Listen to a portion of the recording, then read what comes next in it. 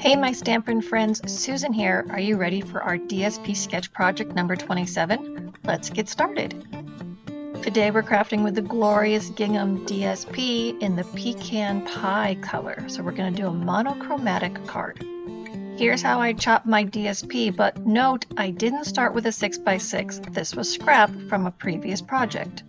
So here are all our parts and pieces. This one's fairly simple, but if you want the tutorial, sign up for my tutorial emails. You know to start we need to fold and crease our card with our bone folder.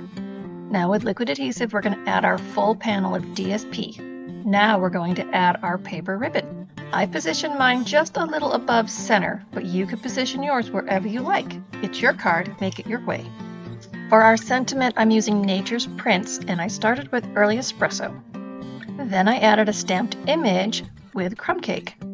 Then to add a splash of color, I used the new copper clay to add one more image to our sentiment tag. Then I just attached it with our dimensionals right there across our paper ribbon. I could have been done, but I decided to add a little bit of sparkle with the adhesive-backed solid gems in the copper clay color. So here's my monochromatic creation today with the glorious gingham. I really liked how it turned out. Use the link in my description to see my DSP sketch projects gallery and also where you can sign up for the mini tutorials. Remember, subscribe on YouTube and to my newsletter so you don't miss out on anything. Thanks everybody. We'll